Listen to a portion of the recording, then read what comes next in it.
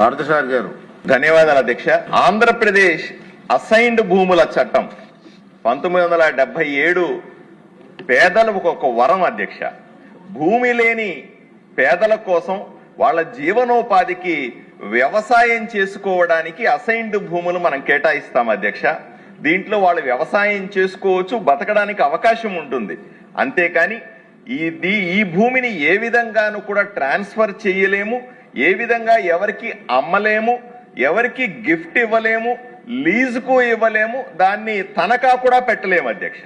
ఈ ఎటువంటి ట్రాన్స్ఫర్ చేయలేనటువంటి ఈ భూమి చాలా పెద్దదిగా ఆంధ్రప్రదేశ్ లో ఉంది అధ్యక్ష.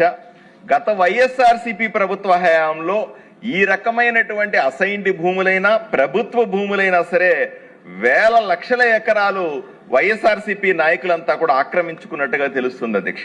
సుమారుగా 13 లక్షల ఎకరాల భూమిని వైఎస్ఆర్సీపీ నాయకులు అక్రమంగా స్వాధీనం చేసుకున్నట్టుగా తెలుస్తా ఉంది.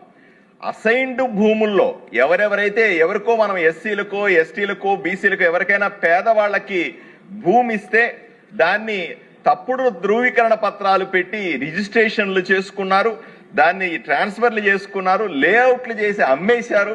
ఈ రకంగా అసైన్డ్ రాష్ట్రంలోని అసైన్డ్ ల్యాండ్ లో 4,21,000 ఎకరాలని సుమారుగా 45% అసైన్డ్ భూముల్ని రెవెన్యూ శాఖ నిర్ధారణ చేసింది అధ్యక్ష. వైఎస్ఆర్సీపీ నాయకుల చేతుల్లో పోయింది. నిబంధనలకు విరుద్ధంగా 4,21,000 ఎకరాలని 22A జాబితా నుంచి తొలగించారు అధ్యక్ష. అంతేకాదు ల్యాండ్ టైటిలింగ్ యాక్ట్ అనే పేరు చెప్పి ప్రజలను ఏ విధంగా భయభ్రాంతులను చేశారో మనం చూసాం అధ్యక్ష. మనకంతా కూడా స్పష్టంగా తెలుసు. మొన్నటి వరకు కూడా జగన్ బొమ్మల కోసం సుమారుగా 700 కోట్లు ఖర్చు పెట్టారని, పాస్ పుస్తకాల మీద ఫోటోలు వేసుకోవడానికి 22 కోట్ల రూపాయలు ఖర్చు పెట్టారని మనం ఎంతో తెలుసుకొని దాన్ని వ్యతిరేకించాము అధ్యక్ష. ఈ ప్రభుత్వాన్ని ప్రజలందరూ కలిసి తెచ్చుకున్నారు అధ్యక్ష. చాలా విచిత్రమైన సందర్భం అధ్యక్ష ఇది. ఎందుకంటే ఈ మధ్యనే హైకోర్టు చీఫ్ జస్టిస్ హరినాథ్ గారు ఒక విప్లవాత్మకమైన తీర్పునిచ్చారు అధ్యక్ష. ఆ తీర్పు ఏం చెబుతుంది అంటే, ఎవరైనా సరే ప్రభుత్వ భూమిలో కానీ అసైన్డ్ భూమిలో కానీ 100 సంవత్సరాలున్నా సరే, ఎన్ని తరాలుగా మీరున్నప్పటికీ కూడా మీరు దానికి హక్కుదారు కాదు అని మాత్రమే చెప్తారు అధ్యక్ష. అంటే అసైన్డ్ భూమి ఎవరికి ఇచ్చారో వాళ్ళు అనుభవించడానికి, వాళ్ళ జీవనోపాధిని జరుపుకోవడానికి మాత్రమే దాన్ని ఉపయోగించవచ్చు తప్ప దాన్ని ఏ విధంగా కూడా వాణిజ్యపరంగా ఉపయోగించడం కానీ లేదా ఎవరికైనా సరే మనం అమ్మేయడం సాధ్యం కాదు అని స్పష్టంగా తీర్పులు ఉన్నాయి అధ్యక్ష. దీన్ని దృష్టిలో పెట్టుకొని ఇప్పుడు నేను కూడా మా ఆదోని నియోజకవర్గంలో చూస్తాను అధ్యక్ష. నేను వెళ్ళిన ఈ 20 నెలల కాలంలో ఎవరొచ్చి అర్జీ ఇచ్చినా సరే వాళ్ళు దాని గురించి ఈ అసైన్డ్ భూమి మాది కొట్టేశారండి, లేదా మాది ఆక్రమించుకున్నారండి, లేదా అమ్ముకున్నారండి, రిజిస్ట్రేషన్ పేపర్లు ఉన్నాయని చెబుతా ఉంటారు అధ్యక్ష. ఇది చాలా చట్టవిరుద్ధమైనటువంటి అంశాలు చాలా చూస్తున్నాం.